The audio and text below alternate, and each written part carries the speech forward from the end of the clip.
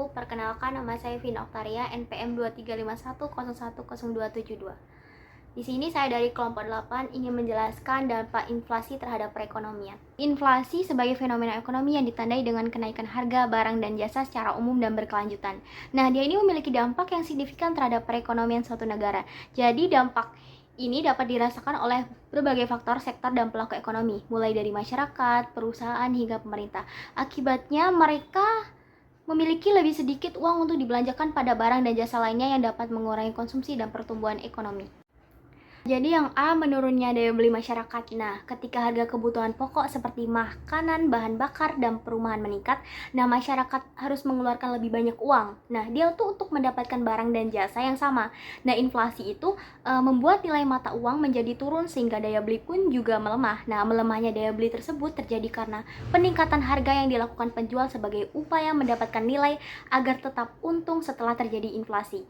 Nah, yang B, perubahan pola konsumsi. Jadi ketika harga barang dan jasa mengalami kenaikan, nah konsumen tuh cenderung menjadi lebih selektif dalam pengeluaran mereka.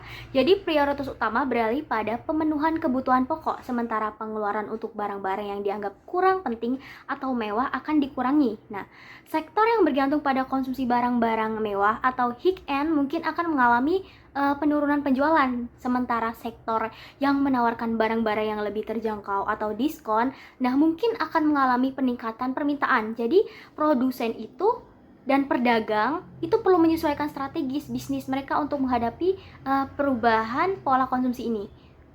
Nah, yang C, meningkatnya suku bunga. Jadi inflasi dan suku bunga itu memiliki keterkaitan yang erat. Nah, bank sentral ini sebagai otoritas moneter dapat menaikkan suku bunga sebagai langkah untuk mengendalikan inflasi.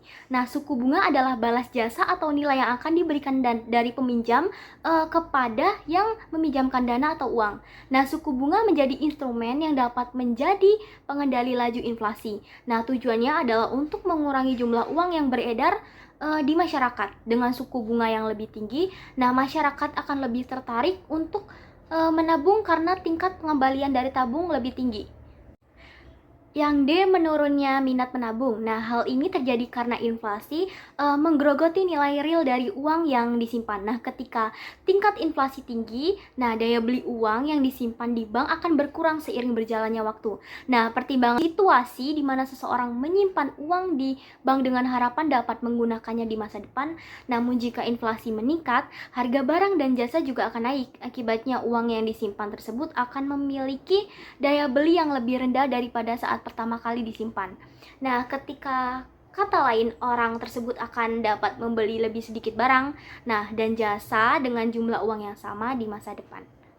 Nah, yang E, mempengaruhi kemampuan ekspor negara. Jadi, kenaikan harga akibat inflasi itu dapat menyebabkan biaya produksi barang ekspor menjadi lebih mahal. Nah, hal ini tuh dapat meningkatkan harga produk ekspor dan menurunnya daya saing produk tersebut di pasar internasional. Namun, dampak inflasi terhadap ekspor tidak selalu negatif. Nah, dalam beberapa kasus, itu inflasi ringan justru dapat mendorong ekspor. Nah, hal ini dapat terjadi jika inflasi menyebabkan depresiasi nilai tukar mata uang domestik. Nah, depresiasi nilai tukar dapat membuat harga barang ekspor itu lebih murah bagi pembeli asing. Nah, sehingga meningkatnya daya saing produk ekspor.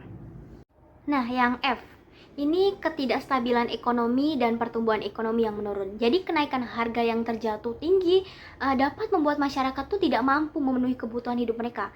Nah, hal ini nih dapat menyebabkan ketidakstabilan ekonomi dan menurunkan pertumbuhan ekonomi. Nah, yang G, dampak positif inflasi pada tingkat tertentu.